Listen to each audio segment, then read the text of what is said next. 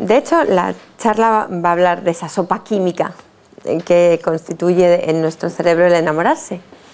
Pero yo he querido cambiarlo de químico por la de neurobiología, porque además vamos a hablar de otras cosas. Porque antes de poder entrar en la química, yo tengo que explicaros algunas cosas que yo misma tampoco entiendo.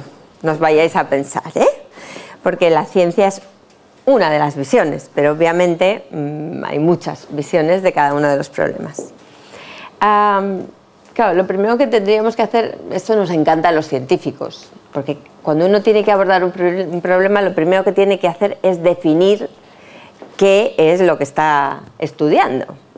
Entonces, claro, tú te vas a buscar cómo se define en el diccionario de la Real Academia, ¿no? El amor, y la verdad es que es curioso, ¿no? Porque de hecho ya hay algunas cosas que nos empiezan a oler a neurobiología, ¿no? El sentimiento intenso del ser humano, que necesita y busca la unión, el encuentro con otro ser. Sentimiento hacia una persona que naturalmente nos atrae. Aquí ya tenemos el primer concepto que veréis, que es neurobiológico, aunque ellos no lo sepan, los de la Real Academia. Dice, procurando reciprocidad en el deseo de la unión, nos completa, alegra y da energía. Bueno, pues lo que vamos a saber hoy es por qué pasa todo esto. Y el último punto también es importante, no os quedéis que no, la tendencia a la unión sexual.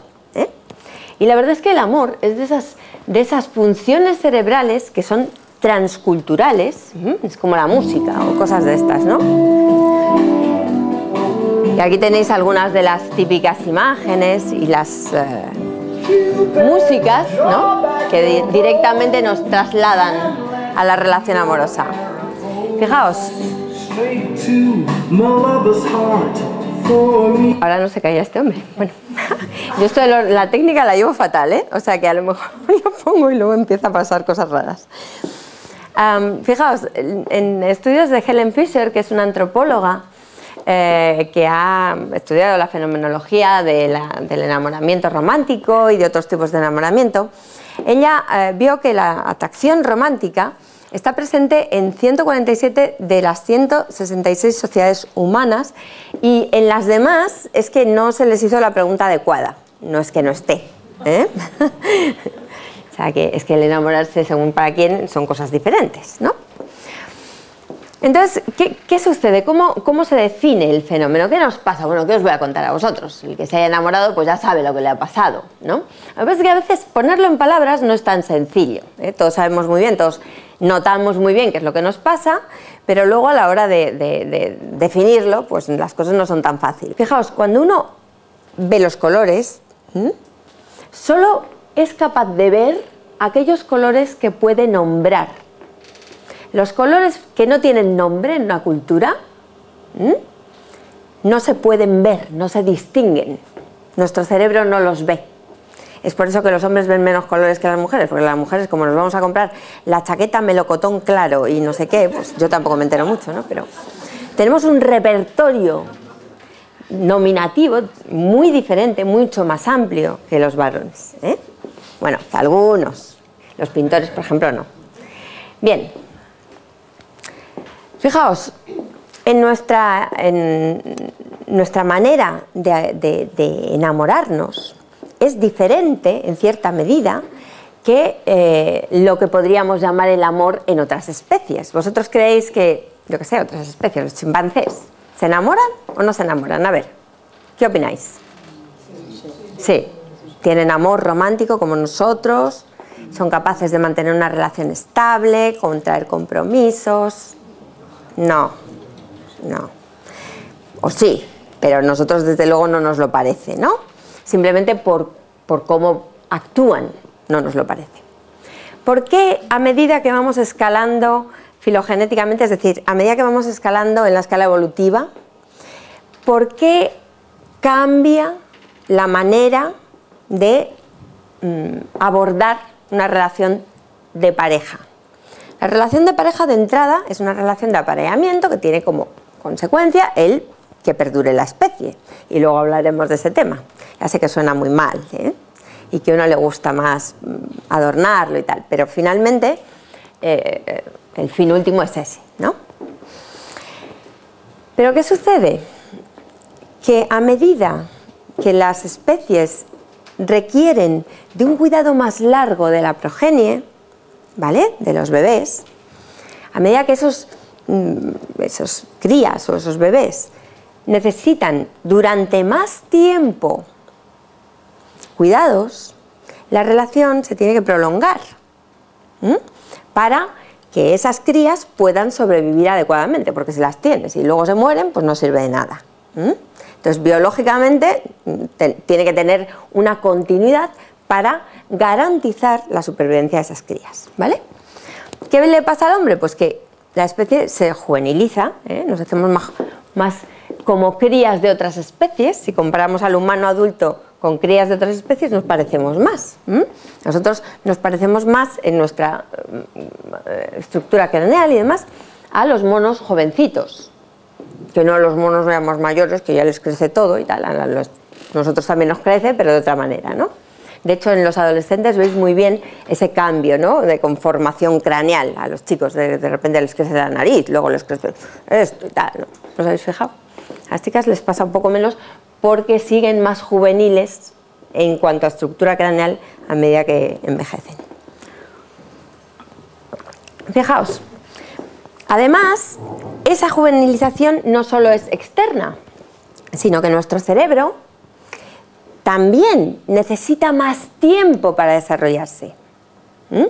Nacemos más inmaduros. De hecho, ahora os lo enseñaré, nuestra corteza cerebral no está formada cuando nacemos.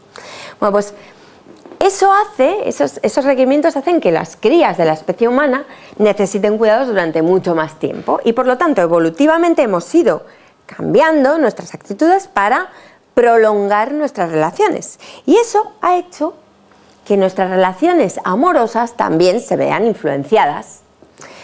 De forma que tenemos una serie de digamos, sistemas de motivación. Por un lado, hay en la primera fase del enamoramiento, que sería la fase de apareamiento, ahí hay un deseo, un apetito sexual. Ahí lo que nos pasa es que de vez en cuando y en determinadas edades, pues de repente es como que necesitamos buscar a alguien. Eso a unos les llega antes, a otros les llega después, a otros no les llega nunca, pero en general tendemos, primero por el tema de la atracción sexual, pero también porque el hombre es un ser social y vive mejor, estamos construidos para vivir mejor, para ser más felices cuando estamos en compañía. Y eso es algo muy potente y de hecho es uno de los elementos que ha hecho que el cerebro y que la especie humana evolucionen de la manera que lo han hecho, ¿vale? De ahí pasamos a otra fase que es también interesante y es que ya nos enamoramos. ¿Qué quiere decir eso? Que ya seleccionamos nuestro partner, nuestra pareja. Ya no nos da igual, cuando uno sale a ligar, pues sale a ligar a ver lo que pilla y da un poco lo mismo soquearre, ¿no? Pero ya cuando uno ya se enamora y ya, uy, ya le ha hecho tilín a aquella, pues ya estamos, ¿no? Entonces ya has escogido. Algo ha pasado en tu cerebro que ha hecho que de los posibles partners, de las posibles parejas, tú hayas escogido una, ¿vale? Entonces, en esta fase es donde ya hay más posibilidades de que haya una reproducción. Por eso esa fase es la más potente dentro de todas estas fases, ¿de acuerdo? Y después tiene que haber una tercera fase, que es la del apego duradero. Ahí la película química, la sopa química del cerebro cambia otra vez, completamente. Son 3 estados químicos de nuestro cerebro totalmente diferentes, con algunos elementos comunes, pero distintos. Y este apego duradero de pareja que está pensado, digamos, biológicamente, si es que la biología puede pensar, la madre naturaleza, lo que sea, bueno, pues está pensado para mantener esa relación durante un tiempo lo suficientemente largo como para favorecer ese cuidado de las crías. Bueno, entonces, lo que os decía, ¿no? El amor, o sea, el apetito sexual evoluciona para iniciar el apareamiento con cualquier pareja. Después ya tendemos a escoger a una pareja específica y después tenemos que capacitar al individuo en este apego duradero para cooperar, para introducir ese elemento de conducta social y culminar los deberes de padres, ¿vale? Fijaos, eso está muy bien, pero evidentemente no todos los amores son iguales, ¿o sí?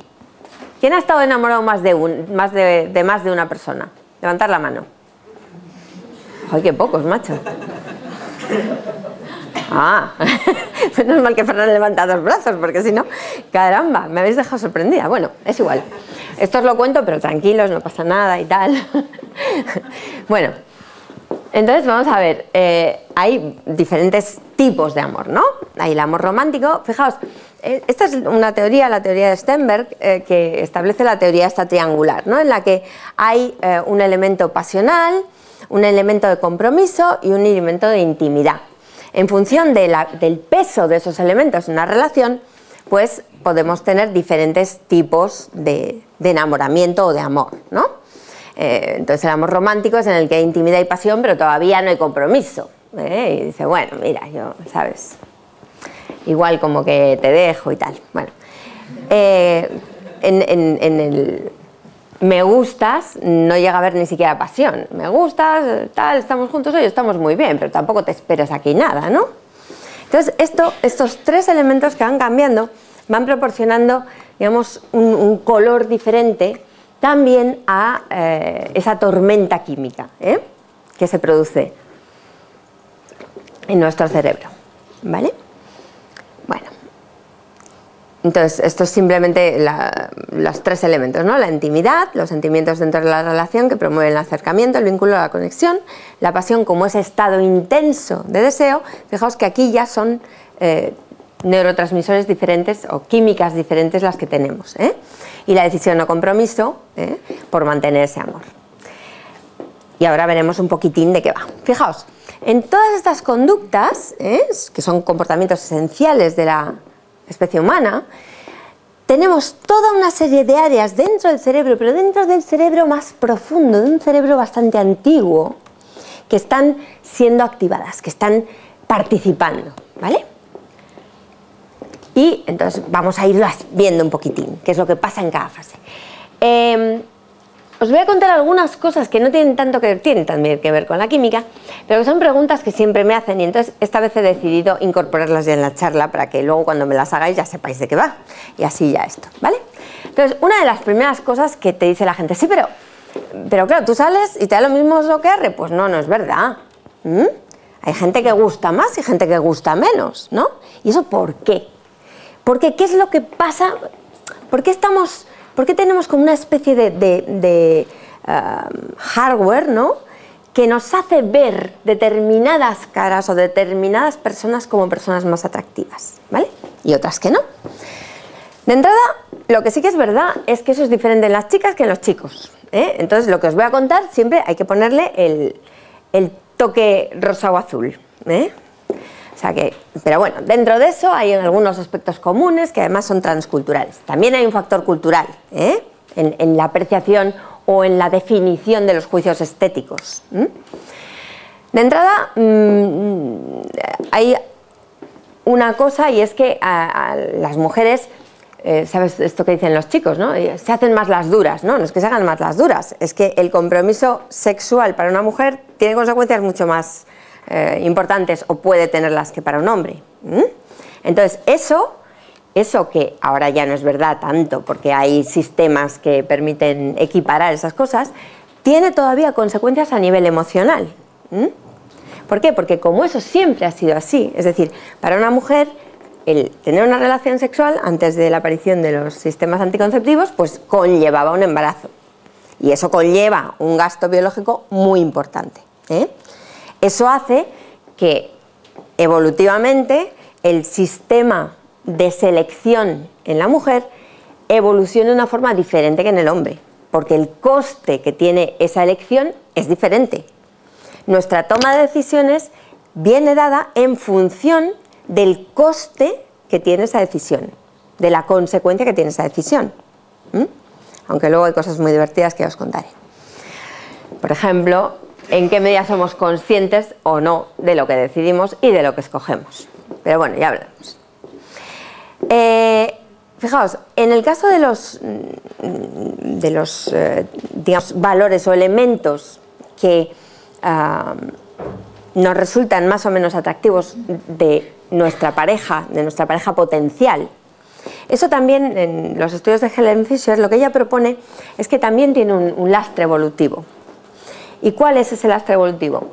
Pues de nuevo, la hembra, la mujer, tiene que cuidar después a las crías, por lo tanto intenta buscar a alguien que sea sólido, que tenga más aspecto de persona protectora, mientras que el varón lo que intenta es poner su material genético, y voy a ser muy burra, luego lo matizamos, en una mujer en la que pueda confiar que efectivamente se va a quedar embarazada, por lo tanto tiene que tener elementos visuales que se asocien a fertilidad y que sea joven, porque si es mayor, pues seguramente tendrá menos posibilidades de procrear, ¿no? De tener crías.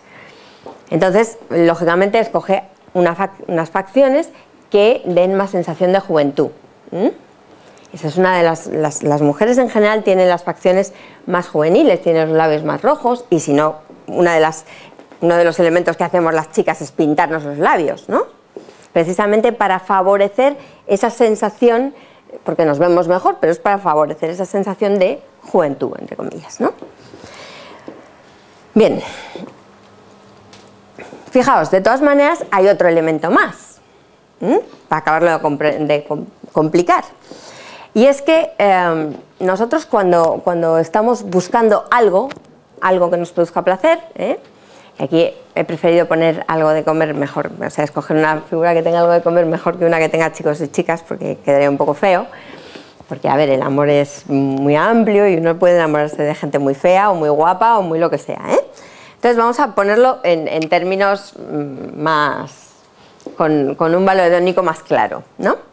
Fijaos, en función de cómo sea la necesidad que uno tenga, más grande o más pequeña, en función de la motivación que le produzca el estímulo, va a ser la respuesta. Por ejemplo, si no estamos muy necesitados, pero nos ponen delante una cosa muy guay, pues nuestra respuesta va a ser bien, intensa, Si estamos muy necesitados, pero lo que nos ponen delante, como que no nos gusta nada, pues hombre, responderemos también, ¿no? Porque estamos muy necesitados. Pero vaya, no será lo mismo. ¿De acuerdo? Estamos hablando de la primera fase, de la atracción sexual, que ya sé que es la que más os divierte a todos. Pero bueno, fijaos, este es otro de los elementos que os comentaba. ¿Cómo varía entre los varones y las mujeres las exigencias, en este caso respecto al nivel intelectual, ¿no? Al nivel cultural, en varones y en mujeres en función de cómo sea la cita, ¿no? Y dices, si hemos quedado, pues hombre, sí, ahí sí, pero si es sexo casual, a ellos su exigencia baja bastante, no les importa mucho. Pero luego, si ya va la cosa más en serio, entonces sí, entonces ya nos igualamos y ya los dos exigimos lo mismo. Lo interesante es esta fase, que es justamente esta fase de la que estamos hablando, ¿no? De la atracción sexual. Fijaos, en esa fase, además, tenemos ese otro componente. En las mujeres seguramente se fijan más en menos en el atractivo y más en, digamos, las posibilidades, los posibles del chico, ¿no?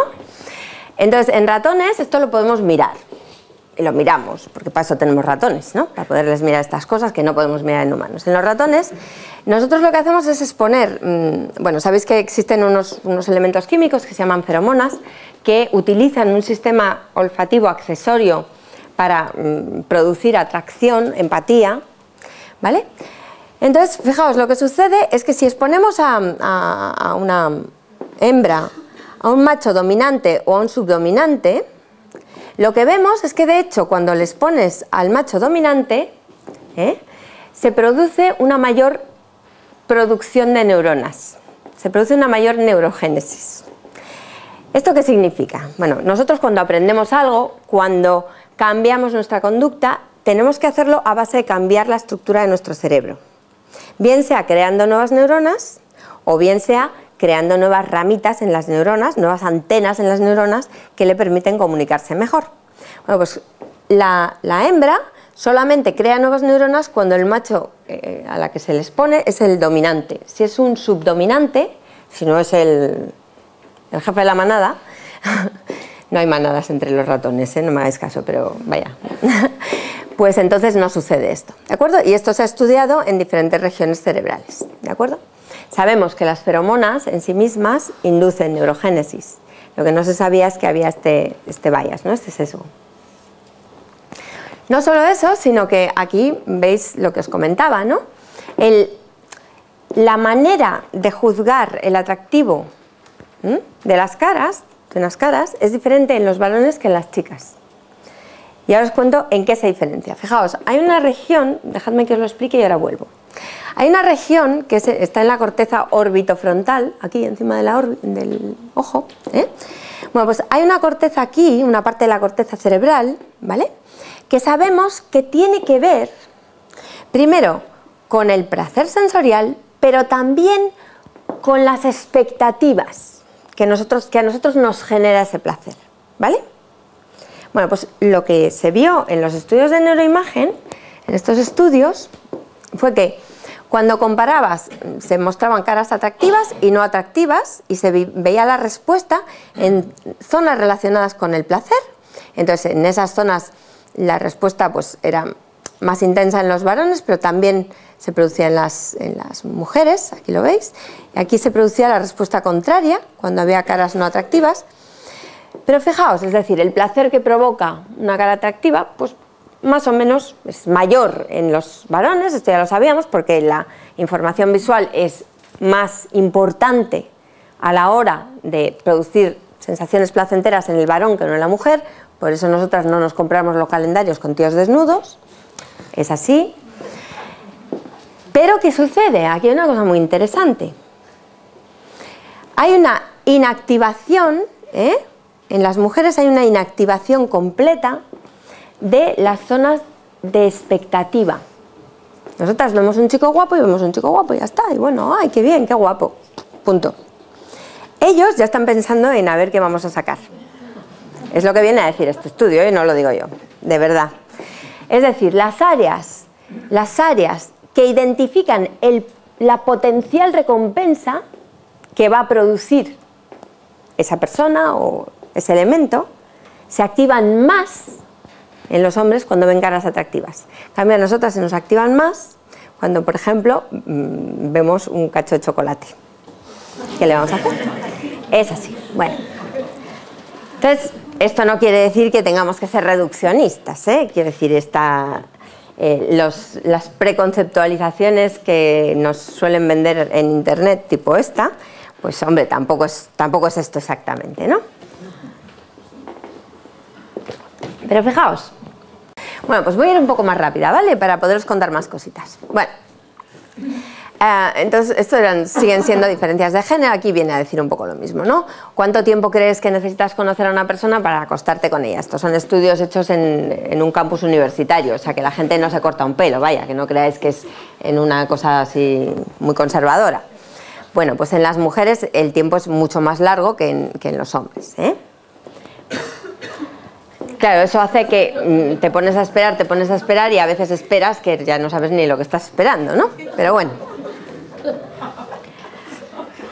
Vamos a ver, fijaos.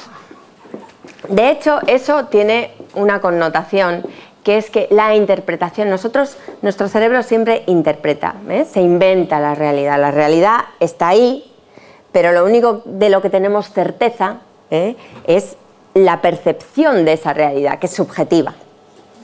Entonces, una de las cosas que pasa es que las emociones del otro no siempre las leemos correctamente. Y hay varios estudios, de hecho este todavía está en prensa, pero este me ha hecho gracia porque lo he tenido que revisar yo y digo, mira. Y entonces lo que hacen estos autores es estudiar cómo malinterpretamos las informaciones respecto a la expresión facial, ¿no? Entonces, una conducta, digamos, amigable por parte de una mujer es más fácil que sea mal interpretada por un hombre que viceversa, si una chica es muy simpática con un chico, el chico enseguida se va a pensar que viene a por algo, mientras que al revés no suele pasar lo contrario, A las chicas les cuesta más entender que detrás de esa actitud amigable hay una intención. Parece mentira que no lo entendamos todavía, ¿no? Pero bueno, es así, ¿vale?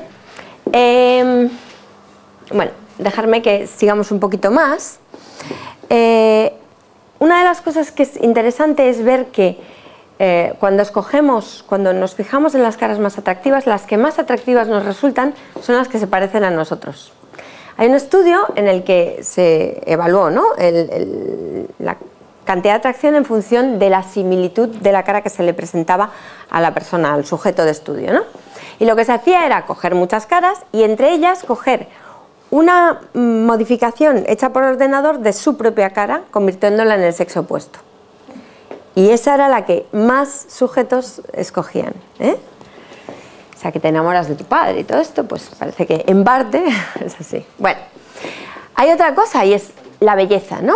A la gente le gusta la belleza. Curiosamente, el ser guapo te facilita muchas cosas. Y hay estudios que enseñan que la gente guapa aprueba mejor, tiene trabajos mejores y gana más de promedio. Los que no tal, pues mira, ¿qué le vamos a hacer? Tenemos que ser simpáticos. Que también funciona, ¿eh? Pero bueno. Entonces, fijaos, no solo eso, se ve estos estudios que están publicados, ya son de hace mucho tiempo, pero además hay cosas muy interesantes, como que hasta los bebés son capaces de preferir una cara bella. Incluso los bebés prefieren una cara bella que una cara fea. Y de hecho, la belleza en ese sentido es objetiva, ¿eh? De forma que hay un gran nivel, un alto nivel de coherencia, de concordancia en lo que nos parece bello en diferentes civilizaciones, en diferentes culturas. Algunas de las características faciales enseguida las asociamos con la belleza, ahora veremos alguna. Y esto es lo que os decía, incluso los bebés, este es este estudio, ¿no? Esas son caras que se han hecho haciendo una mezcla de diferentes caras, ¿vale? Con el ordenador, con el Photoshop, ¿vale? Bueno, pues nos resulta mucho más fácil que estas caras nos parezcan atractivas porque son casi perfectas, ¿no? Entonces es muy fácil que a todos nos parezcan bellas, digamos. Fijaos, de hecho, también hay un elemento subjetivo, no solo lo hay objetivo, ¿eh? Y diferentes culturas hacen diferentes cosas para estar guapos, ¿eh? Desde los tatús nuestros, pues hasta las cosas que se ponen en otras culturas, ¿no? Lo de los cuellos largos y demás, ¿vale? Y además, el concepto de belleza cambia a lo largo del tiempo. Hace tiempo lo que se llevaban eran las chicas gorditas y guays. Yo hubiera sido una tísica, como he vivido ahora, pues bueno, mira, entro dentro de la media, ¿no? Pero eso cambia también. Y de hecho hay estudios que intentan entender cómo se produce, qué actividad cerebral se produce en durante la apreciación de la belleza, ¿vale? Y es muy curioso porque lo que se ve es que cuando uno ve una imagen bella, que él considera bella, se activan las áreas cerebrales del placer. En cambio, cuando ve una imagen que él considera fea, lo que activa son áreas que tienen más que ver, son áreas más motoras, ¿eh? Es casi como si quisiéramos salir corriendo. Bueno, y todas estas cosas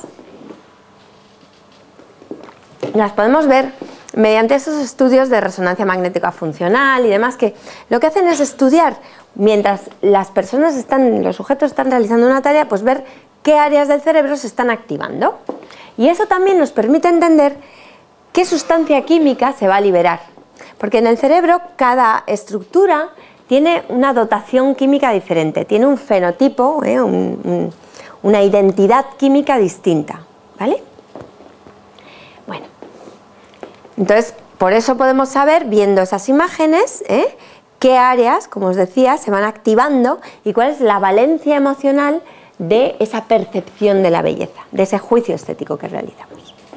Y eso es lo que hacemos cuando intentamos entender qué es o sea, juzgar cómo de bella es una cara. Entonces, una de las cosas que más claras están es que nos gusta la simetría, las caras simétricas.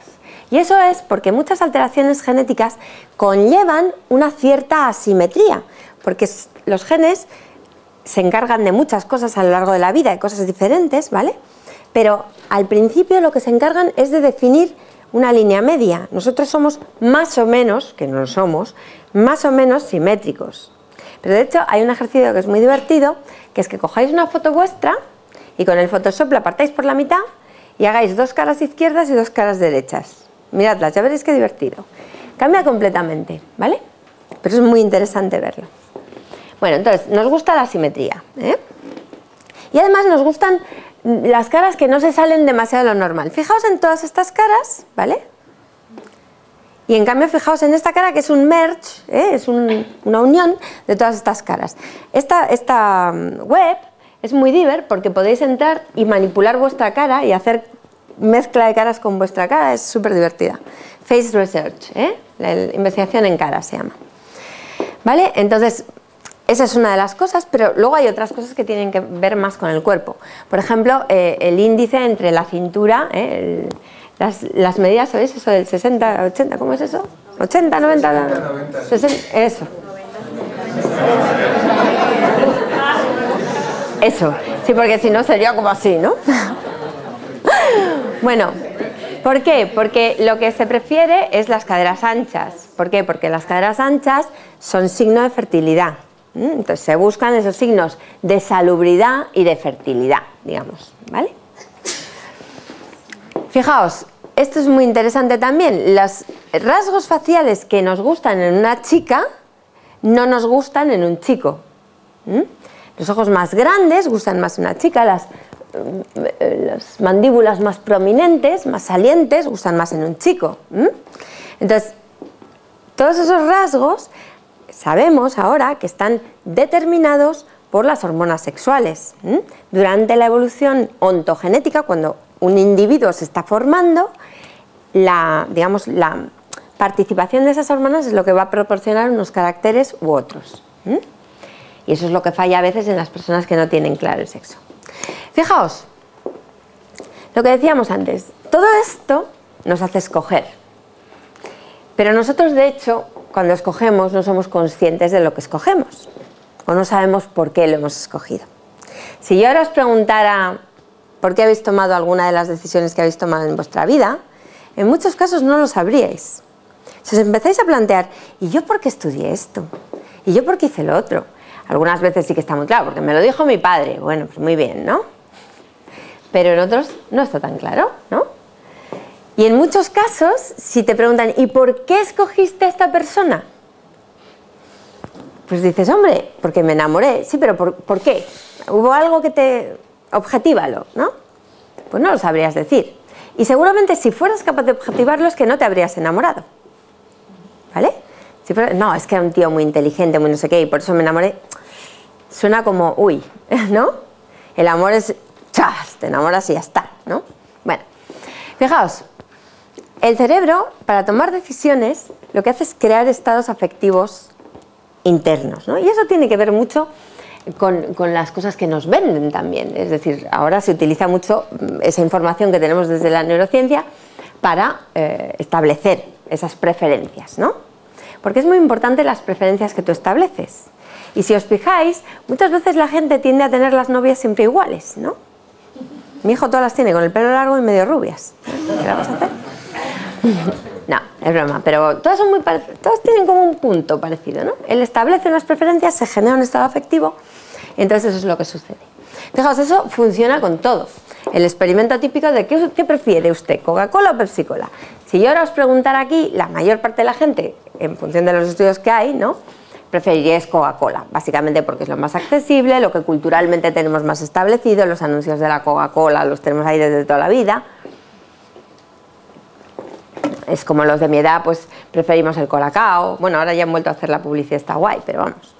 Y el yogur Danone, no sé, siempre haces esas asociaciones, ¿no? Estableces esas preferencias, que muchas veces son culturales, no tienen nada que ver con la preferencia real. Y de hecho, cuando tú les preguntas a las gentes, ¿qué preferís, Coca-Cola o Pepsi-Cola? Pues te dicen Coca-Cola. Entonces les das a probar sin que vean lo que es. Y oye, nadie escoge Coca-Cola, es impresionante. Vamos, de hecho, nosotros hicimos el experimento en una de las ferias del cerebro que algún día montaremos aquí con Ferran. Y al final, la mayor parte de la gente prefería la Coca-Cola del Eroski, ¿sabes? Pero bueno, sí, se ve que es más dulce o no sé, algo así.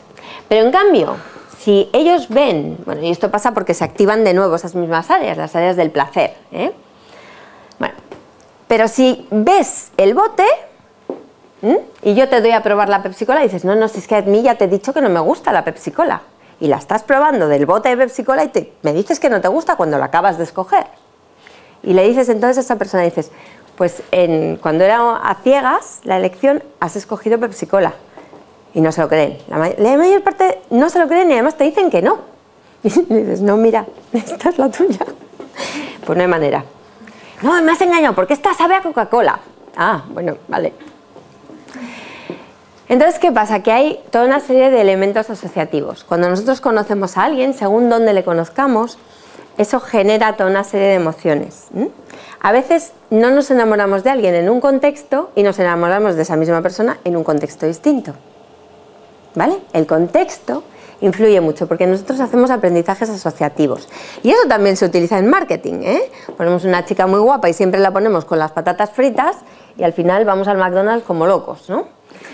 Y en cambio, ¿ves? La estrategia sería ponerla con la ensalada. Pues no, esto todavía no lo tenemos ahí. Fijaos, este experimento es un experimento curioso, ¿no? Habla de esa ceguera en la decisión, que influye mucho en cómo escogemos pareja, ¿vale? Esa ceguera en la decisión la vamos a ver aquí en este experimento. Aquí lo que le hacen es hacerle escoger a esta chica entre una mermelada u otra, ¿vale? Entonces tiene que decir cuál prefiere. Fijaos, este experimento tiene truco. Aquí arriba está esta mermelada, pero aquí debajo hay otro contenedor que tiene esta mermelada. O sea que la segunda vez que vaya a tomar la roja, estará tomando la azul, ¿vale? Bueno, pues fijaos la cara que va a poner esta chica. Vamos a ver, le voy a quitar un momento el sonido. Vale, porque este no me hace falta. Fijaos, está probando, ¿vale? Y pone cara de, bueno, sí, no está mal, tal. Esta ya le ha dado la vuelta, ¿os habéis fijado? ¿Vale? Ahora le da la segunda, ¿vale? La prueba. No digo que haya que extrapolarlo directamente a las parejas, ¿eh? Esto. Y dice, uy, pues qué horror, no me gusta nada. Y dice, a ver, déjame la primera otra vez. La prueba otra vez. Ahora es esta la que está probando. Pues se ha cambiado. Esta está muerta de la risa porque es psicóloga, claro. Y ahora dice, ah, no, esta vez me gusta mucho más, desde luego. Bueno, pues eso es cómo tomamos las decisiones, ¿eh? Tanto en esto como en muchas otras. Os podría poner 17 ejemplos más. Voy fatal de tiempo, ya lo sé. Las decisiones importantes es donde menos utilizamos el cerebro. No, lo utilizamos, pero de la forma más inconsciente posible. Entonces, por ejemplo, al escoger pareja, ¿eh? Entonces, fijaos, esto es un estudio que hicieron viendo cómo de conscientes eran las decisiones que tomábamos, ¿eh? Cuando hacíamos compras de diferentes cosas. Entonces, vieron que el modo dominante era el pensamiento consciente cuando comprábamos cosas como la pasta de dientes, el champú. Ahí comparamos precios, miramos bien, a ver, me estarán engañando, nos leemos las instrucciones, tal, ¿no? En cambio, cuando nos tenemos que ir de vacaciones o alquilar un hotel o buscar, yo qué sé, una cámara, un coche, ahí nos dejamos llevar mucho más por la emoción. Y bueno, es carísimo. Bueno, es igual, ya podremos, ¿no? Es que tú crees que tenemos que... Sí, tenemos. Pero si es que no vamos a poder. Sí, da igual, ya. Todo esto es lo que también sucede a la hora de tomar decisiones que tienen un componente, una valencia emocional muy importante, ¿eh? Cuanta más valencia emocional, menos pensamiento consciente en la elección. Y seguramente la que más valencia emocional tiene en nuestra vida es la decisión o la toma de decisión en el tema de la pareja, ¿no? Pero vamos a ir un poquito más allá. Bueno, ya nos ha atraído, ya nos ha gustado, ya hemos hecho el dating, ya todo, y ahora ya, ¡pam!, nos enamoramos. Y entonces de repente pasa aquello de, pero Dios mío, ¿qué me está pasando? Aquí es como la peli esa, ¿no? ¿Qué me pasa, doctor? Bueno, pues yo no soy el doctor, pero os voy a contar un poco lo que pasa. Fijaos, aquí lo que es lo mismo, ¿no? Con las técnicas de imagen cerebral. En este estudio lo que hicieron fue coger a personas que estaban enamoradas y personas que no lo estaban, y luego cogieron también personas que las acababan de dejar. Y miraron a ver qué áreas del cerebro se activaban, qué pasaba en el cerebro. Y vieron cosas muy curiosas. ¿Me abrías esto, Raúl, por favor? Vieron cosas muy curiosas. Vieron que había algunas regiones del cerebro que ellos podían decirle a la persona lo enamorada que estaba. Simplemente eso, si alguno duda de su pareja, le podéis meter en una resonancia magnética, solo son 500 euros, total, merece la pena, ¿no? Le ponéis una foto vuestra y de la competencia y a ver qué pasa. ¿Eh? A ver dónde se activa más el núcleo caudado, ¿vale? Bueno, pues se activaba esa región y eso de hecho tenía que ver con el amor apasionado. También se activaba otra área, que es esa área dopaminérgica, y ahora vamos a hablar de los neurotransmisores, por fin. Y además se activaba de forma diferente en función de cosas como cuánto había durado nuestra relación, si ya era una relación muy larga o muy corta, o de lo bella que era nuestra pareja. De manera que podíamos hacer un mapa cerebral y hacer un diagnóstico certero del qué, el cuánto, el cómo y el dónde. Casi. Entonces, bueno, todo esto son los resultados, que tampoco vamos a entrar mucho, pero lo que os decía, con la duración de la relación cambia cómo se activa el cerebro. Con la intensidad del enamoramiento cambia cómo se activa el cerebro. Con la belleza, digamos, de nuestra pareja, también cambia el cómo se activa nuestro cerebro. Y lo que seguro que cambia es con el amor y el sexo. Y eso es muy interesante, porque primero hay patrones completamente diferentes en el amor romántico y en la atracción sexual. Pero además es que eso tiene una correlación directa, en este estudio también lo estuvieron investigando, con el cómo nosotros valoramos esas relaciones, ¿no? Es decir, en las mujeres y en los hombres eso también cambia, y la valencia emocional que le damos a la relación cambia completamente si hay sexo en medio.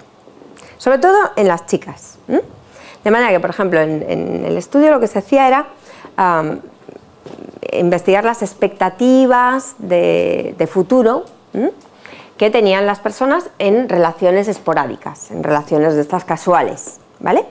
Bueno, pues lo que se vio es que si no había sexo, ambos sexos, varones y mujeres, tenían más o menos las mismas expectativas. Pero si había habido sexo, ellas enseguida empezaban a pensar, no, porque entonces si me compraré una casa y tendré niños y no sé qué. Es lo que tiene la biología, ¿qué le vamos a hacer? Bueno, no solo es interesante el patrón de activación, sino que es interesante también el de desactivación. Y fijaos, curiosamente, en cierta medida hay una similitud entre todos los tipos de amor. El amor fraternal, el amor maternal sobre todo, tiene algunas regiones muy parecidas al amor romántico. Pero lo curioso del caso es que cuando estamos enamorados, se produce toda esa sopa de neurotransmisores que hemos visto, y toda esa activación, pero en cambio se nos desactivan los circuitos que tienen que ver con, por ejemplo, el juicio crítico social. No somos capaces de juzgar al otro igual que hacemos con el resto del mundo. Nos pasa con los hijos también. ¿Vale? Ay, mi niño, no, hombre, no. Es que el pobre lo hace porque... Enseguida encontramos justificación. Enseguida.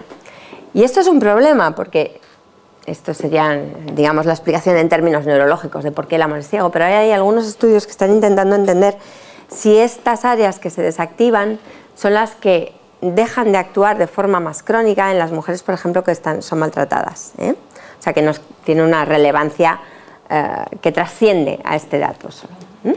¿Vale? Bueno, esto es un poco la comparación, esta la voy a pasar un poco más rápido, ¿vale? Y lo que sí que sabemos es que esa área dopaminérgica que se activa, esa área de la dopamina, se activa rapidísimo, rapidísimo. Fijaos, se ha calculado que tardamos una quinta parte de un segundo en enamorarnos. ¿Alguien se ha enamorado así de rápido? ¿O no os habéis dado cuenta? Y no solo se activa esa área, obviamente se activan muchas más áreas, muchas más áreas, algunas de las cuales tienen una connotación periférica. Por eso, ¿sabes? Lo del gusano en la tripa y de que me empieza a latir el corazón como una loca.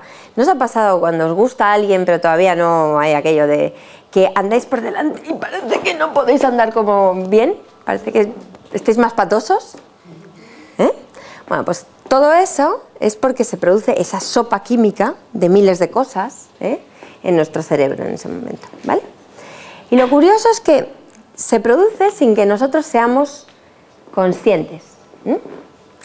esa toma de decisión que nosotros hacemos cuando ya nos enamoramos, que es una toma de decisión, se produce en nuestro cerebro antes de que nosotros seamos conscientes de que se ha producido.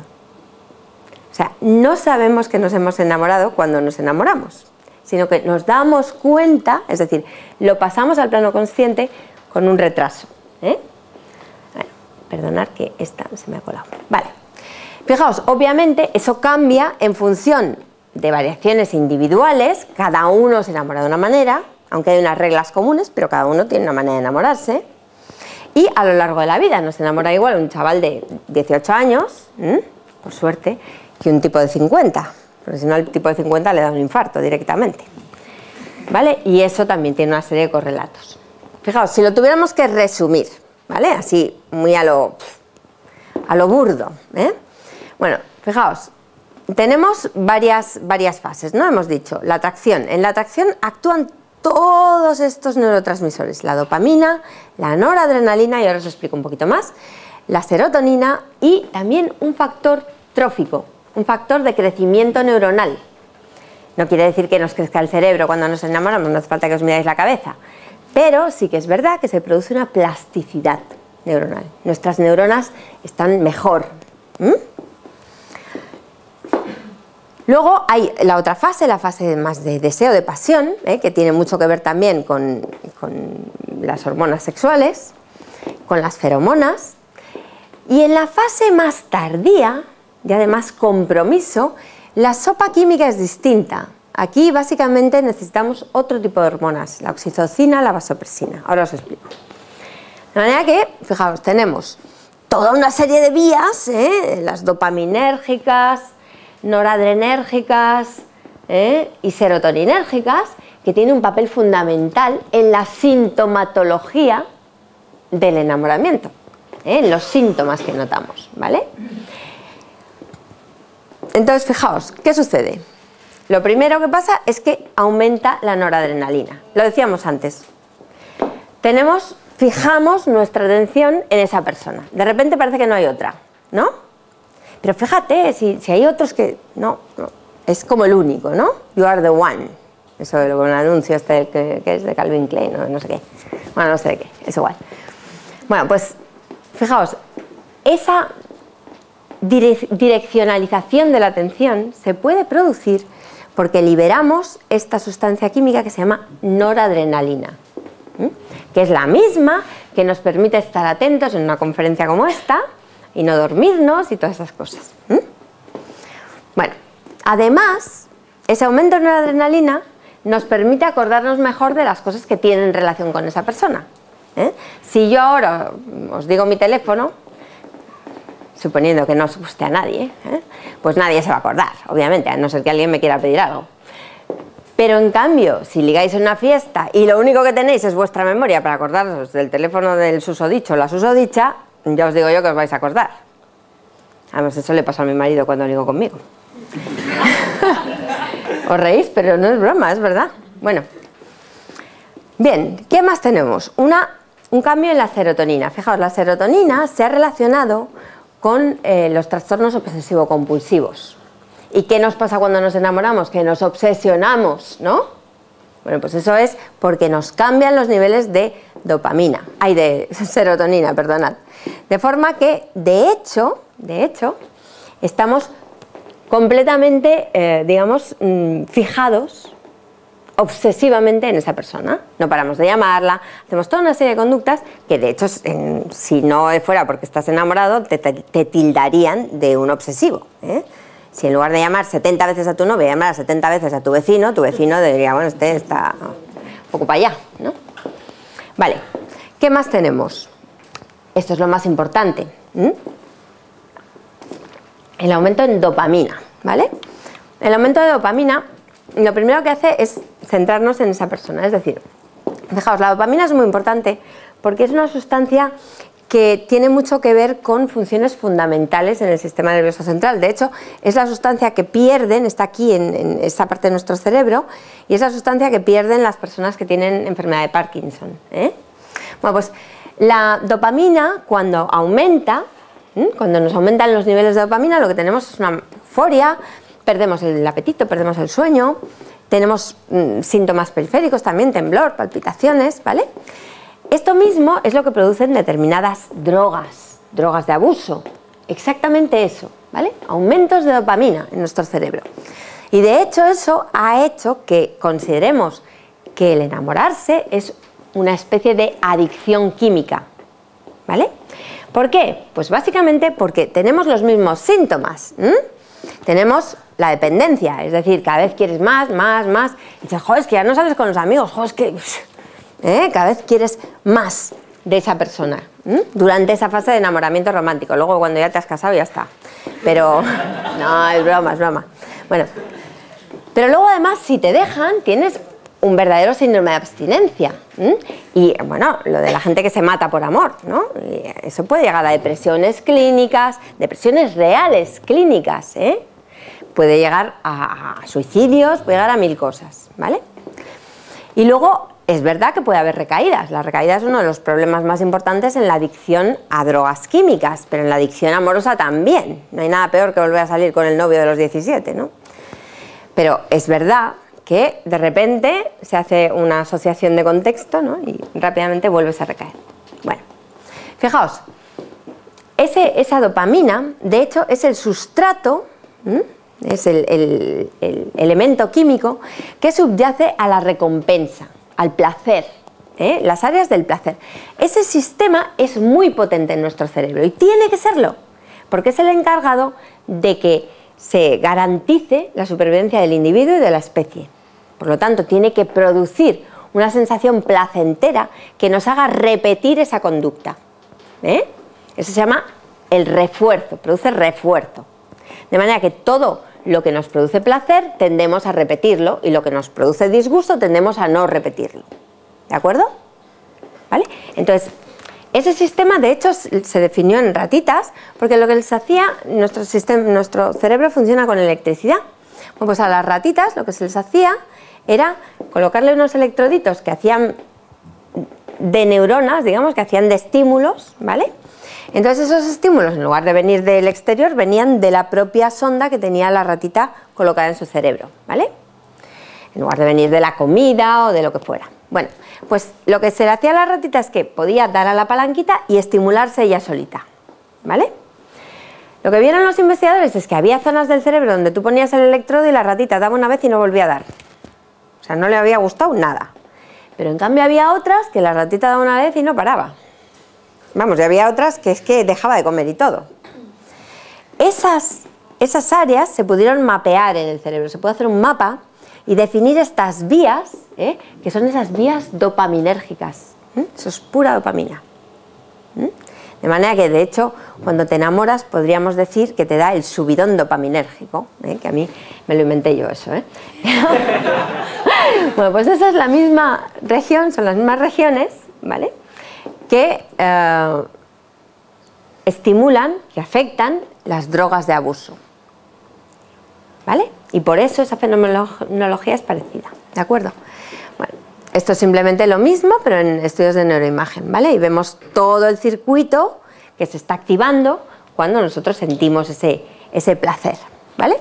Pero luego eso conlleva otras cosas. Por ejemplo, conlleva lo que denominamos la exclusividad sexual, ¿no? La monogamia. ¿Y qué es esto? Pues la condición de tener una sola pareja durante un periodo de tiempo. Es un sistema de apareamiento o un sistema social. Lo que decíamos, evolutivamente tiene sentido porque, de hecho, es bueno que la pareja en la especie humana tenga una relación prolongada. Eso no quiere decir que la epidemiología, ¿vale?, nos diga lo mismo. Es decir, nosotros somos una especie monógama de boquilla, ¿vale? Pero de hecho no es la regla, y de hecho entre los mamíferos hay muy poquitos que sean monógamos, hay muy poquitas especies que sean monógamas. Entre ellas ponemos al humano, pero por aquello de que de boquilla lo somos. Pero si miras las estadísticas, de hecho, vaya. De hecho hay toda una química de esa fidelidad también. Y si subimos un poco la serotonina, bajamos un poco el cortisol, subimos la dopamina y no sé qué, pues nos sale un tío más fiel o menos. Señores de por aquí, pero bueno. Y los otros es al revés, son poco sociables, son bastante promiscuos, no muestran preferencia de pareja después del apareamiento, ¿vale? Entonces, claro, la ventaja es que tú puedes coger esos cerebritos y estudiarlos. ¿Y qué es lo que se ve básicamente? Pues que lo que cambia es cómo funciona el sistema de la dopamina. Es decir, cuando nosotros ya nos enamoramos de una persona, establecemos esa preferencia, nos cambia el sistema dopaminérgico, ¿vale? Y la dopamina ya habéis visto que era importantísima porque era la que te producía todo ese placer y tal. Fijaos, esto es muy interesante, porque por un lado explica que se produzca la preferencia de pareja, pero por otro lado también nos explica por qué cuando ya llevamos mucho tiempo con esa pareja, cambia la manera en que nos sentimos frente a esa pareja. No es que dejemos de estar enamorados, pero estamos enamorados de otra manera, ¿no? Obviamente, porque imaginaros que tuviera que darte el subidón cada vez y que no supieras andar cada vez que entra en casa tu marido. Pues madre mía, qué agotamiento, ¿no? Vale, entonces, esto en parte es lo que explica esa adaptación, ese cambio, ¿vale? Aquí sería el experimento de preferencia de pareja, Aquí ponemos al ratoncito a escoger una pareja conocida o desconocida y lo que vemos es que de hecho lo que se relaciona con que se prefiera más una pareja es el nivel de dopamina y de oxitocina. El que haya relaciones duraderas de pareja depende de la cantidad de oxitocina que tengamos. De hecho, si a un ratón le quitamos el gen de la oxitocina, deja de preferir la pareja, Aquí tenemos, se mira la duración en tiempo que está con una hembra, ¿vale? Y de hecho pierde completamente la capacidad de entender quién es la pareja o quién deja de ser. Eso en las personas pasa un poco lo mismo con el reconocimiento facial. Nosotros para poder reconocer las caras, ¿vale? Utilizamos también la oxitocina, y eso en parte nos ayuda a reconocer caras familiares. Bueno, pues si nosotros tenemos problemas con la oxitocina, tenemos más dificultades en reconocer las caras. En los ratones no tienen reconocimiento ni memoria social, no pueden formar preferencia de pareja y por tanto no pueden escoger una pareja, ¿vale? Si nosotros al ratoncito que no tiene el gen le inyectamos oxitocina, de repente el tío se enamora y luego cuando se la volvemos a quitar, pues se le pasa, ¿vale? De repente se vuelve monógamo, cuando le quitamos la oxitocina deja de preferir a la pareja, ¿vale?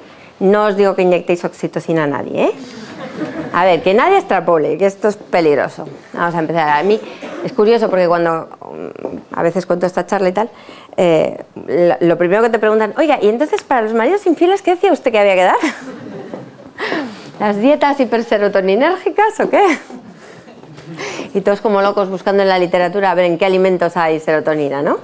Bueno, fijaos, no solo eso, sino cuando se estudia cómo están los receptores para oxitocina, lo que vemos es que el ratón de la montaña, el promiscuo, prácticamente no tiene, ¿vale? Y fijaos todos los que tiene el ratón de la pradera, y además los tiene en sitios distintos. Aquí el de la montaña no los tiene y aquí sí, el de la pradera, ¿vale? Bueno, entonces es lo que os digo, carecen de ellos, ¿vale? Fijaos, esto es lo mismo, los dos ratoncitos y aquí lo mismo, el tiempo que pasan pues haciendo actividades relacionadas con la cría, haciendo el nido y demás.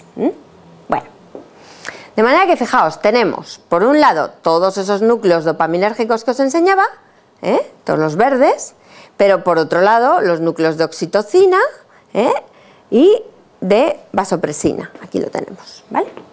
Bueno, pues cuando se estudia a estos ratones un poquito más, lo que se ve es que hay un tercer elemento, que es la vasopresina, y esto es muy divertido, porque simplemente un pequeño cambio, una variante genética se llama esto, dentro del gen de la vasopresina, hace que uno sea solitario y el otro sea monógamo, tenga una preferencia de pareja, ¿vale? Bueno, esto paso porque si no es demasiado largo. A ver, esto es lo mismo, ¿no? Es decir, lo que estamos diciendo es que cómo son los receptores para los, es decir, las estructuras que entienden, que codifican la información química en nuestro cerebro, que son los receptores, ¿vale? Cambios en esos receptores cambian nuestra manera de enamorarnos, ¿vale? Bueno, hasta el punto de que si nosotros metemos el gen del ratón promiscuo, aquí no le estoy quitando nada, no le estoy quitando la oxitocina ni nada, le dejo todo lo que tiene, pero le meto el gen del ratón promiscuo a un ratón normal, ¿vale? Y hago un transgénico. Pues ese ratón normal, ¿vale?, se vuelve promiscuo. Y si le pongo la variante del ratón monógamo, se vuelve monógamo.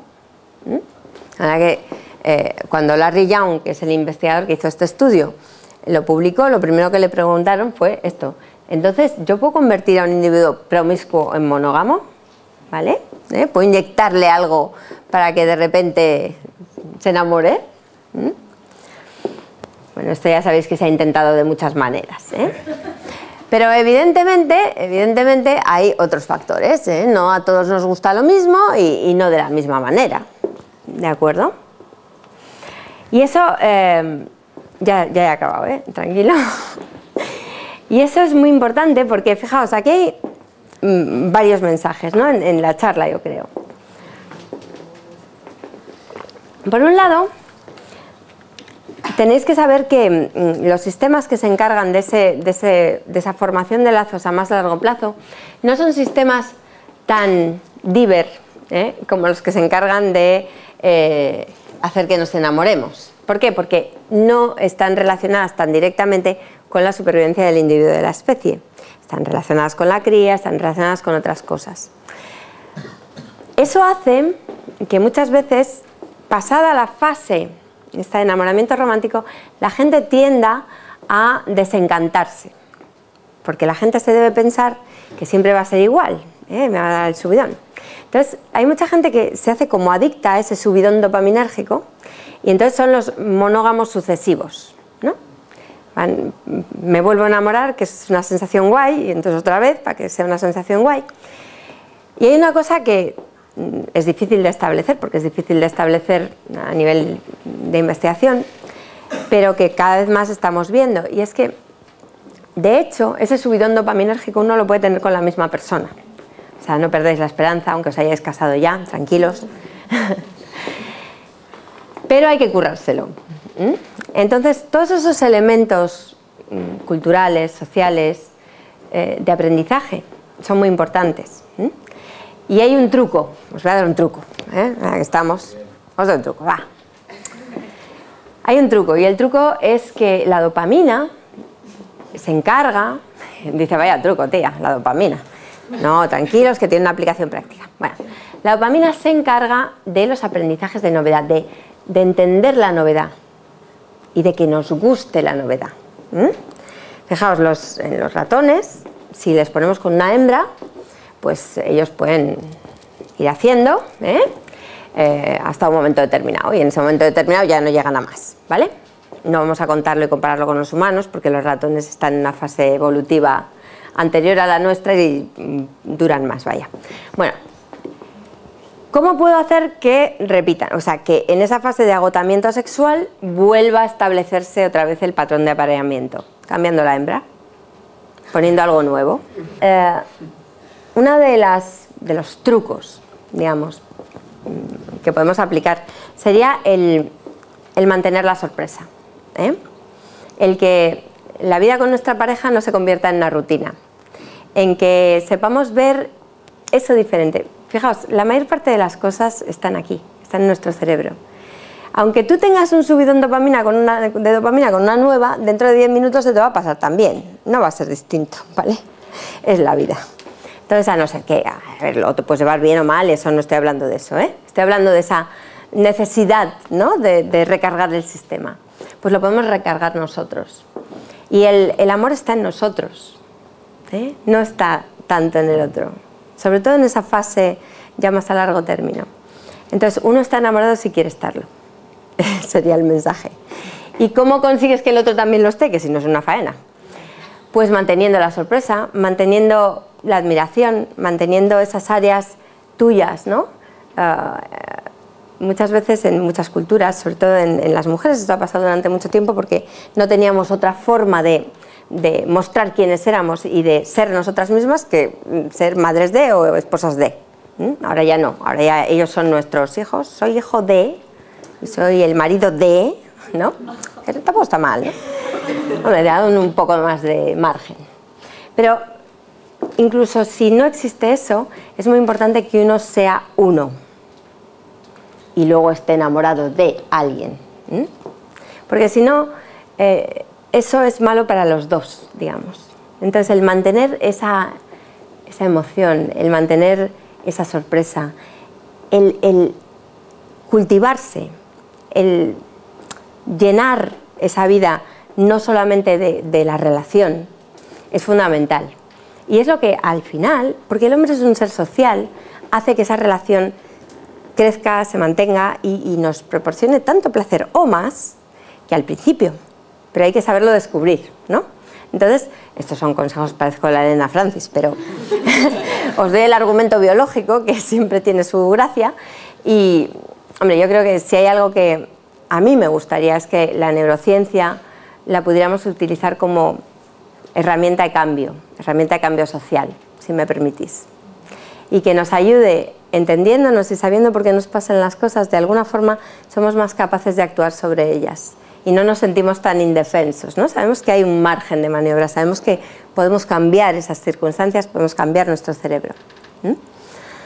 Y si me dejáis, Ferran ya se lo conoce porque ya se lo he puesto 100 veces, pero me gustaría que vierais el amor desde otro punto de vista. Y es el punto de vista de estas personas, de las personas con síndrome de Down. Yo trabajo con personas con síndrome de Down, trabajo con ratones con síndrome de Down también, que lo vamos a hacer, yo soy de la parte básica, pero me importa, digamos, me preocupa mucho la percepción social que hay de estas personas, ¿no? Y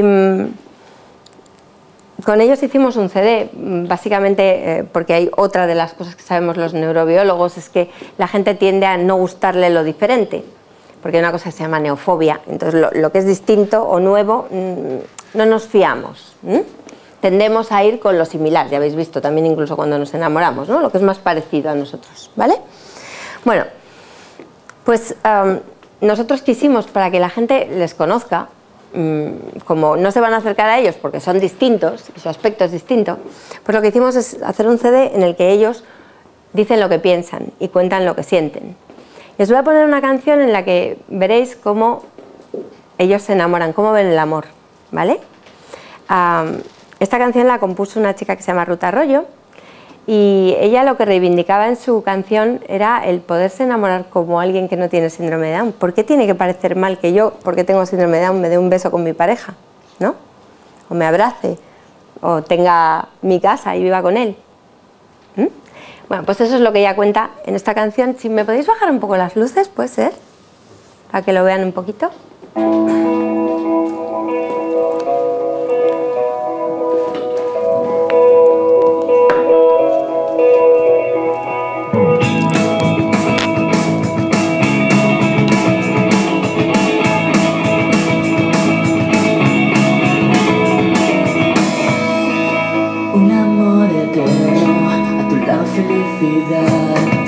Eterna vida, eres tu cariño. Tú eres mi vida, tú eres mi cielo, tu amor, amor mío. Tú eres mi locura, amor mío. Tú eres mi locura.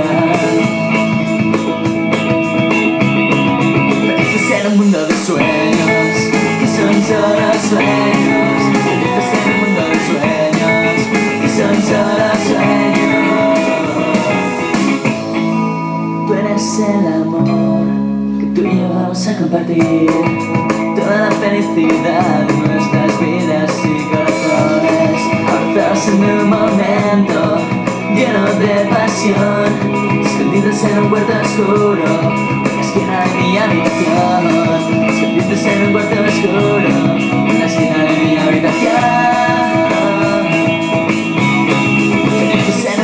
Sueños, que son solo sueños, felices en el mundo de sueños, que son solo sueños. Felices mientras hacemos el amor, abrazados desnudos, piel con piel y voz con voz. Es en un mundo de sueños, que son solo sueños. Felices en un mundo de sueños, que son solo sueños. Felices en un mundo de sueños, que son solo sueños. Felices en un mundo de sueños, que son solo sueños, son sueños. Felices en un mundo de sueños, que son solo sueños.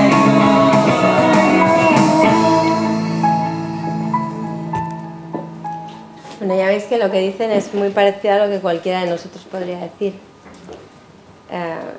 Y si me permitís ya para acabar, dejadme poner esta frase de Hitch, ya ves tú, de la peli, pero que me gusta mucho porque dice: la vida no se mide por las veces que respiras, sino por los momentos que te hacen perder el aliento. Eso es lo que pasa, ¿no?, cuando nos enamoramos. Y, hombre, no tanto, pero espero que un poquito os haya pasado hoy también. Gracias.